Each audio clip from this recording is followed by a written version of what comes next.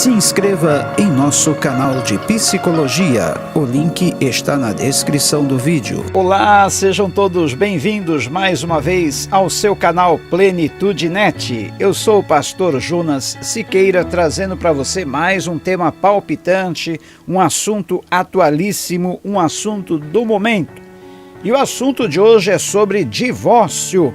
Por que o número de casos de divórcio tem aumentado e muito nesses tempos de confinamento gerado por essa atual pandemia?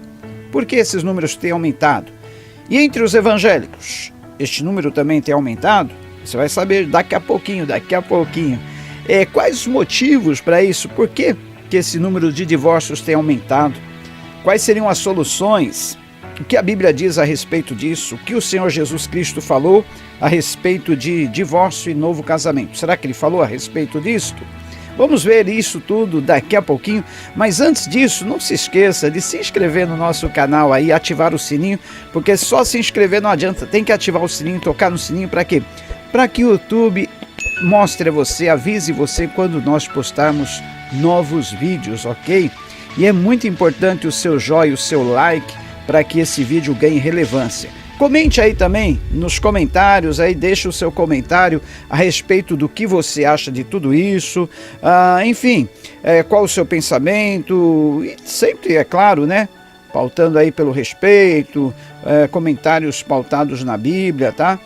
Enfim, se você tem algum comentário, algum assunto sobre isso, algum até testemunho da sua vida, o que aconteceu na sua vida, nesta área, como você superou, como você... Enfim, nós temos aí vários tipos de comentários que você poderia deixar aí, isso aí iria nos ajudar muito, ok? Então vamos lá, divórcio e novo casamento, enfim, números aumentando, diz que nessa época da pandemia, nessa época do confinamento, o número de divórcios aumentou em 15% em relação ao mesmo período de anos anteriores. Olha só, nesta época, aumentou cerca de 15% a mais o número de divórcios. E nos últimos 5 anos, se a gente for aí prolongar um pouquinho mais o tempo da pesquisa, o número de divórcios tem aumentado em 75%. 75%, tá? Diz que só no mês de julho do ano passado, isso mesmo, mês de julho do ano passado, em que esteve a pandemia aí no seu pico, né? O número total de divórcios subiu para 7.400, tá? Um número assim é espantoso, né? Num mês o número saltou para 7.400 casos. E esses dados são fornecidos pelo Colégio Notarial Brasileiro, tá? Juntamente com pesquisas do IBGE, então fontes seguras, tá? Então, o número de casos de divórcio, vamos dizer assim, que aumentou cerca de 260%, aí seria demais, 260%, ou seja, mais de 2 vezes mais o número normal de anos anteriores. Então vamos dizer assim que nesta época de pandemia, o número de divórcio aumentou 2 vezes mais, tá? Mais de 200%. 200%. Então, aqui explica isso, o que explica esse fato, tá? E entre os evangélicos, entre os cristãos, será que esse número aumentou também? Infelizmente sim, né? Infelizmente sim. Essa crise tem afetado inclusive os evangélicos, casais evangélicos. Triste, mas nós temos que falar, tá? Aumentou e esse número tem causado assim um espanto, um alarme entre os pastores, entre a liderança evangélica. Agora nós vamos falar o que a Bíblia tem a dizer a respeito de tudo isso, o que o Senhor Jesus Cristo falou. Nós temos um texto aqui no livro de Mateus, eu vou abrir aqui para ler junto com vocês, Mateus capítulo 19, texto clássico, onde o Senhor Jesus Cristo ele fala a respeito do divórcio. Está escrito assim, a partir do versículo 1. Tendo acabado de dizer estas coisas, Jesus saiu da Galileia e foi para a região da Judéia, no outro lado do Jordão, e grandes multidões o seguiam, e ele as curou ali. E alguns fariseus aproximaram-se dele para pô-lo à prova, e perguntaram-lhe: é permitido ao homem divorciar-se de sua mulher por qualquer motivo? E ele respondeu: vocês não leram que no princípio o Criador os fez homem e mulher? Ele disse: por esta razão o homem deixará pai e mãe e se unirá à sua mulher, e os dois se tornarão uma só carne. Assim eles já não são dois, mas sim uma só carne. Portanto, o que Deus uniu, ninguém separe. Perguntaram eles: então por que Moisés mandou dar uma certidão de divórcio à mulher e mandá-la embora? Jesus respondeu: Moisés permitiu que vocês se divorciassem de suas mulheres por causa da dureza de coração de vocês, mas não foi assim desde o princípio. Eu lhes digo que todo aquele que se divorciar de sua mulher, exceto por imoralidade sexual, e se casar com outra mulher, estará cometendo adultério. Então veja bem, aí olha, nas palavras do Senhor Jesus Cristo, a única concessão que ele deixou para o divórcio é o adultério, a imoralidade sexual, a traição. E mesmo assim, olha, o caminho melhor ainda é o perdão. Porque se há uma coisa que traz sérias consequências, é o divórcio. Porque o divórcio é uma quebra de aliança. E Deus odeia qualquer tipo de quebra de aliança. Lá em Malaquias capítulo 2, outro texto que eu quero ler para vocês, Malaquias capítulo 2, versículo 16, eu odeio o divórcio, diz o Senhor, o Deus de Israel. E também odeio o homem que se cobre de violência. Então veja bem, se é uma coisa que Deus detesta, né? Além da violência, é o divórcio. O divórcio, porque o divórcio é uma quebra de aliança. Lembre-se, no altar do casamento nós fizemos um voto. As pessoas que se casam fazem um voto de serem fiéis, serem leais, de estarem unidos com seu cônjuge até que a morte venha separar. Então, é feito um voto no momento do casamento, um voto de uma união permanente e duradoura até que a morte venha separar. E às vezes, por um outro motivo, casais resolvem se separar, dizendo que não há mais amor, dizendo que já não tem mais aquela atração, dizendo que já não tem mais convívio. E principalmente nessa época da pandemia, porque as pessoas passam a conviver mais tempo juntas, passam a ver mais os defeitos um no outro, ocasionam essas crises. Mas tudo isso aí deveria ser resolvido através do diálogo, uma comunicação franca e aberta. Tudo tem uma solução.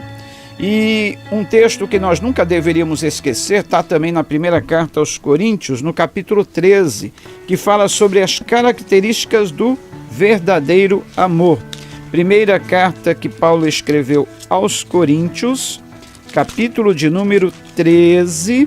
Eu vou ler os versículos 1 até 8, que diz assim, olha: ainda que eu fale as línguas dos homens e dos anjos, se não tiver amor, serei como sino que ressoa ou como prato que retine. Ainda que eu tenha o dom de profecia e saiba todos os mistérios e todo o conhecimento, e tenha uma fé capaz de mover montanhas, se não tiver amor, nada serei. Ainda que eu dê aos pobres tudo o que possuo e entregue o meu corpo para ser queimado, se não tiver amor, nada disso me valerá. O amor é paciente, o amor é bondoso, não inveja, não se vangloria, não se orgulha, não maltrata, não procura seus interesses, não se ira facilmente, não guarda rancor. O amor não se alegra com a injustiça, mas se alegra com a verdade. Tudo sofre, tudo crê, tudo espera, tudo suporta. O amor nunca acaba. Então veja bem, olha, o amor não acaba. Aqui, olha, está escrito na Bíblia. O que acaba, na verdade, é a nossa decisão de amar. Porque o amor não é somente um sentimento, mas ele é uma decisão. Nós decidimos amar, ainda que a outra pessoa não mereça, ainda que a pessoa seja assim, ainda que a outra pessoa tenha falhas e defeitos. Nós decidimos amar e acabou.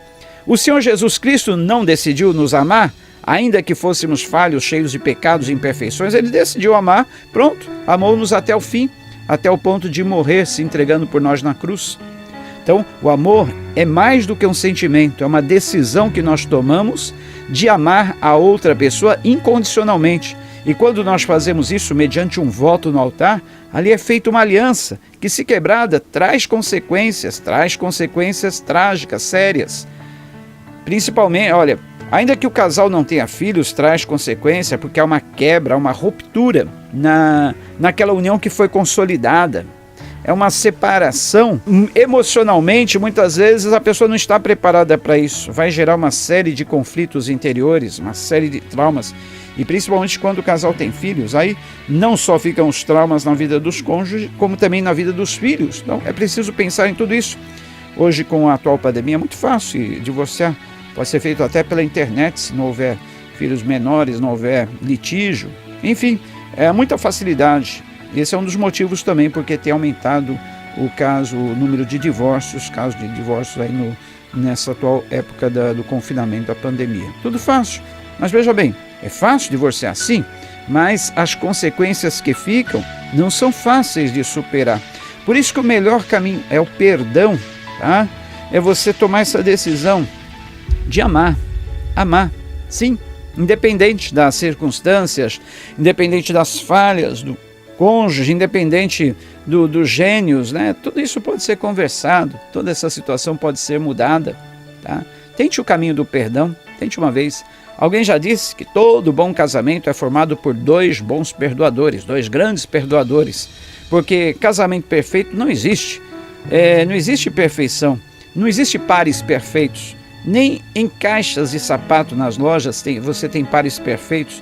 Às vezes um dos pares dos calçados lá tem uma imperfeição. Eu mesmo já comprei sapato que um pé era maior do que o outro. Então perfeição nem em caixas de pares de sapato. Todos nós temos nossas imperfeições e precisamos saber lidar com tudo isso, ok? Talvez as imperfeições que você tem visto na vida do seu cônjuge seja um espelho das suas imperfeições. Pense nisso. Procure o caminho do perdão, do diálogo, da comunicação. Quando nós deixamos de cumprir uma aliança que é estabelecida, gera problemas, gera consequências. Por isso que Deus falou, eu odeio o divórcio, que é uma quebra de uma aliança, um voto que foi feito ali no altar. Ok? Pense nisto, leve isso em consideração e veja se a melhor solução para você, para o seu casamento, não está aí, no perdão. Perdão supera todas as coisas. E olha, quando nós amamos verdadeiramente, nós estamos deixando que o caráter de Cristo ele se manifeste na nossa vida. Porque o caráter de Deus, o caráter de Cristo é o amor. Então nós temos que também estar fluindo, deixar fluindo este amor que vem do coração de Deus. Que Deus te abençoe. Eu quero fazer uma oração ainda por você, pelo seu casamento, pelas famílias, pelos lares, pedindo que Deus, em todo esse tempo, né, não somente agora, mas em todo esse tempo que nós temos vivido, em todos os tempos, Ele possa trazer esse sentimento maior no coração dos cônjuges, dos casais, o sentimento do perdão, o sentimento de que o casamento é algo para ser duradouro, algo para ser até que a morte os separe, realmente, que seja assim, não somente aquele voto proferido ali na hora da celebração do matrimônio, não somente um voto proferido pelos lábios, mas que seja de coração. Amém? Senhor Deus, nós oramos agora, Pai, em favor de todos os casais, todos os maridos, esposas, aqueles que estão vivendo em conflito, que estão vivendo dias difíceis, que estão a ponto de separar-se, para que pensem, reflitam, resolvam ter um diálogo, uma comunicação aberta e possam resolver tudo isso pelas vias do perdão, pelas vias do amor, que o amor seja renovado em cada coração, porque nós sabemos que o amor não acaba, que a decisão de amar seja renovada no coração de cada um e assim nós possamos ter lares, famílias vitoriosas em meio a toda esta onda de divórcio que varre o Brasil, vários países do mundo, a maioria dos países do mundo e também, Senhor, inclusive entre os evangélicos, os cristãos evangélicos, Pai. Que essa situação possa mudar.